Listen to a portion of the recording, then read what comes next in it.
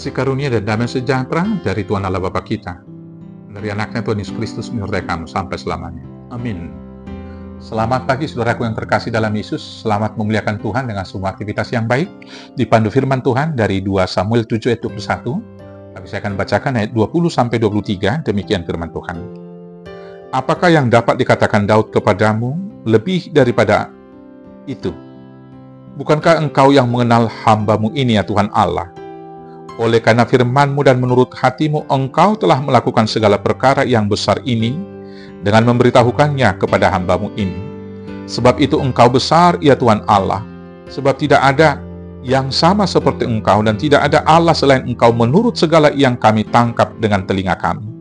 Dan bangsa manakah di bumi seperti umat-Mu Israel yang Allahnya pergi membebaskannya menjadi umatnya untuk mendapat nama baginya, dengan melakukan perbuatan-perbuatan yang besar dan dahsyat bagi mereka, dan dengan menghalau bangsa-bangsa dan para Allah mereka dari depan umatnya. Demikianlah firman Tuhan. Bapak Ibu Saudaraku yang terkasih dalam Yesus Kristus, Daud adalah hamba Tuhan yang rendah hati, yang selalu taat kepada Allah. Benar, Daud tidak sempurna. Dia melakukan beberapa pelanggaran dan dosa-dosa. Tentunya, ketidaksempurnaannya itu tidak menghilangkan bahwa Daud itu adalah hamba Tuhan yang betul-betul beribadah kepada Tuhan. Daud itu rendah hati, dia mau menghitung berkat-berkat Tuhan. Dan kemudian setelah dia menghitung berkat-berkat Tuhan, dia mau bersyukur kepada Tuhan dalam kehidupannya. Dan selanjutnya taat memuliakan Tuhan dan memberitakan namanya. Daud mengakui bahwa bila dia mendapat anugerah Tuhan bukan karena kelebihannya, tetapi semata berkat kasih karunia dari Tuhan saja. Dia kemudian menyaksikan bahwa tidak ada Allah yang menyamai kebesaran Allah, seturut dengan yang mereka dengarkan melalui telinga mereka. Di zaman itu, perang antar bangsa adalah juga sekaligus perang antara Allah yang disembah.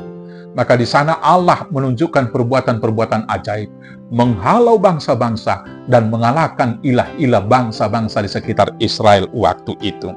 Karena itulah dia kemudian menceritakan kemuliaan-kemuliaan Allah di dalam doa-doa syukurnya.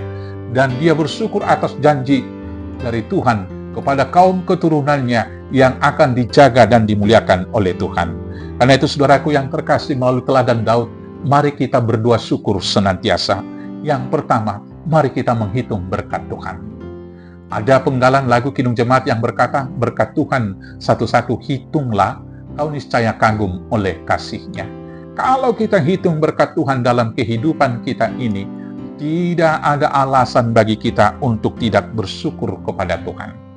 Tapi persoalan yang sering terjadi dalam kehidupan manusia adalah 9 berkat Tuhan dilupakan, 1 penderitaan, pergumulan, senantiasa diingat, bahkan dibesar-besarkan. Itu yang kemudian menutup mata kita, menutup mata rohani kita, melihat betapa banyak berkat yang ada dalam kehidupan kita. Demikian dalam realita kenyataan kehidupan. 9 kali kita berhasil, tetapi sering sekali 9 keberhasilan itu dimentahkan, dikalahkan oleh 1 kegagalan dan kerugian.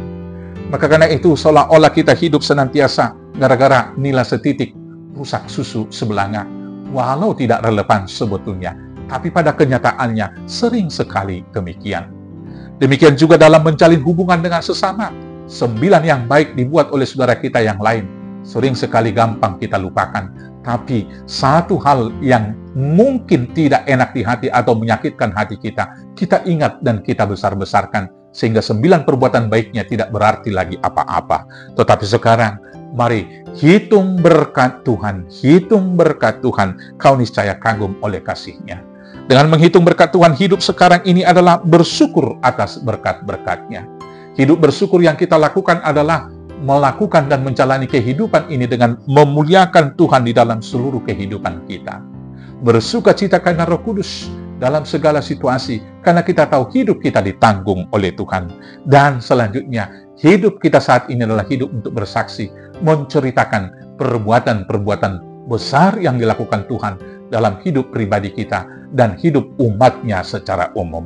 Karena itu, hitunglah berkat Tuhan, dan bersyukur, dan beritakanlah namanya dalam kehidupan keseharian. Tuhan Yesus memberkati. Amin. Kita berdoa. Terima kasih Bapa atas anugerah yang luar biasa yang Tuhan berikan.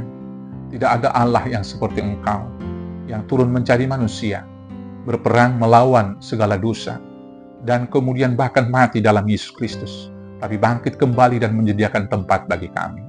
Maka hanya ucapan syukur dan puji-pujian yang kami sampaikan dalam kehidupan ini. Di dalam Yesus Kristus Tuhan Juru Selamat kami yang hidup. Amin. Selamat beraktivitas. Tuhan Yesus memberkati. Horas, horas, horas.